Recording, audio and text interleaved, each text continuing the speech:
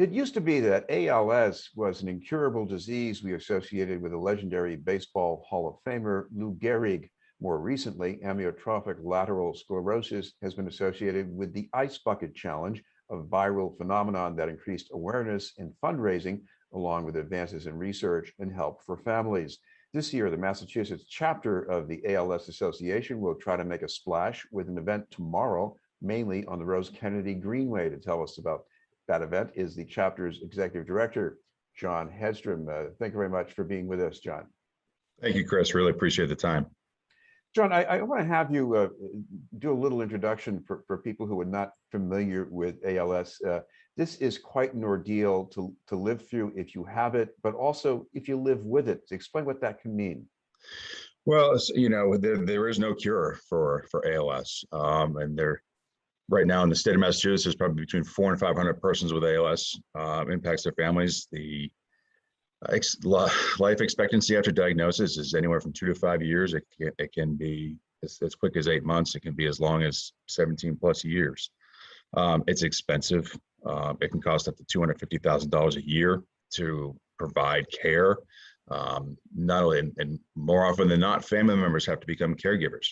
And so the extended impact on families is they have to maybe leave their job or modify their job in order to make sure that they can take care of their loved one at home.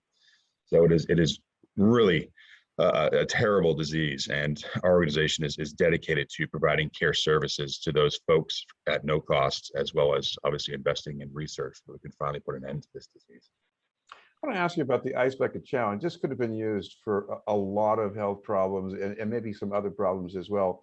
But talk about the impression it made, because at first it seems too simple to make much of a difference, and yet this was phenomenally viral. Pete Frady's, the gentleman behind the Ice Bucket Challenge, he baseball player and just a vibrant person, and he learned early on how to use social media, and he figured this is the way it was going to happen, and he was adamant that he was going to do something with his remaining days and fighting against this disease, and I mean, we hit lightning in a bottle, no question. And so the event we're having tomorrow is sort of to honor that legacy. The CEO SOC is to honor the Ice Bucket Challenge legacy and sort of capitalize on working with the business community around Boston. And we actually did one last week in Worcester. So we're trying to work on that, sort of growing this over the next few years. Well, there have been some CEOs in past years, some really, really big names. What are you looking for this year? Because they don't always have to be so big either. They don't, and we're finding, ALS does touch most everyone. I think if you sort of go through your extended family, your network, your colleagues, you're going to find somebody who's been impacted by it. But we've got pharmaceutical companies who are involved with ALS. They're there. We've got a surgical company, Todd Houston with Active Surgical. We've got Boston Bruins, Bob Sweeney is going to come by. We've got BJ Harvey with Harvey Waste Management. We've got the Massachusetts Pirates. The Worcester Red Sox have been with us. So we're seeing a broad spectrum, and it's just, doesn't have to be large businesses. We have, if you're a small business, come on by. Don't even have to be the CEO. It's sort of an event that we're just get the business community to truly sort of help support what we do. Well, for the most part, this is happening at a very nice place to be on a hot day. Tell us about the setting and what you've got planned. Sure. Well, we're at the Rings Fountain on the Rose Kennedy Greenway right there in downtown Boston. The soak itself is going to get started just after 11, but we're going to have a little networking event for the CEOs beforehand at the Granary Tavern. So a chance to sort of say hello to folks and those who are supporting our cause and sort of mix and mingle. Then we'll send little groups out, and the fountain, as far as I understand, the fountain is 1 minute off, 3 minutes on. So we're going to try to work the time where we can get people to jump in there while it's off, and then when it'll hit and they'll get soaked. We'll send people on the way. I like to tell these folks they're busy. We appreciate their time, that they'll be able to make their lunch meeting. Well, I want to ask you about the results of these challenges over the years since they've been done, because you know what it's like to try to get support for certain things in your own career, but you got a viral thing going on. It's all over social media. What happened next in terms of fundraising and how that money helped people? Well, the ALS Association as a whole has invested over $100 million in research. Right now, we currently have $55 million committed to research projects over the next number of years. Annually, we probably contribute about $12 million as an association to research to end ALS. We're the largest private funder of ALS research in the world. So that is a significant piece, right? Our mission is to end ALS. There's the other component, which is to provide the care services, which is we provide anything from hospital beds to power wheelchairs to iPads and eye gaze devices so that people can continue to communicate when they lose the use of their hands.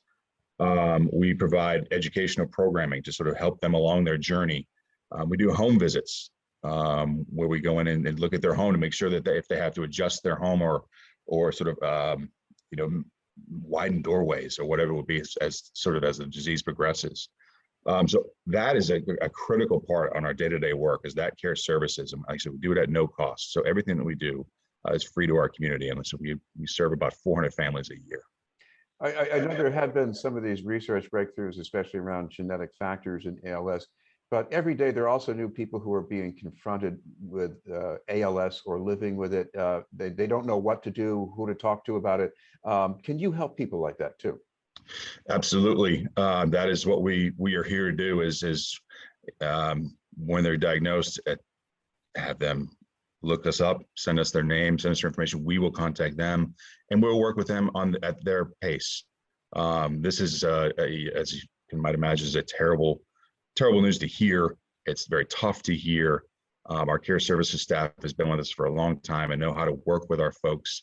And they'll work you through and walk you through what to expect, so that you can start to have some sense of what's ahead of you. And then we continue to work with them all the way through. We're working to become even more predictive and anticipatory for these folks, so they can understand what's going to happen in the next phase and then the next phase, so that they can start to mentally prepare themselves, not just the person with ALS, but also the family and the extended family, including the children, if there are kids there. John, I know that we've been mainly talking about the in-person part of the challenge tomorrow, but before we go, we should let our viewers know about the time and place again, and also about the virtual part where they can take part as well.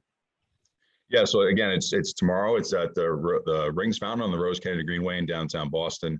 The soaks can get started a little after 11. There's a networking event at the Granary Tavern that starts at 10 a.m.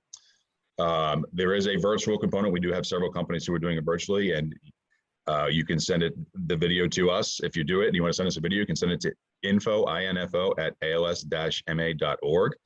And you can also follow us on Facebook at ALS Mass. You can follow us on Instagram at ALSA_MA, or Twitter at ALSAMA. Well, thank you very much for taking the time to be with us. Chris, thank you very much for your time. I really appreciate it. Thank you very much. John Hedstrom from the Massachusetts chapter of the ALS Association. We'll have more news in just a moment.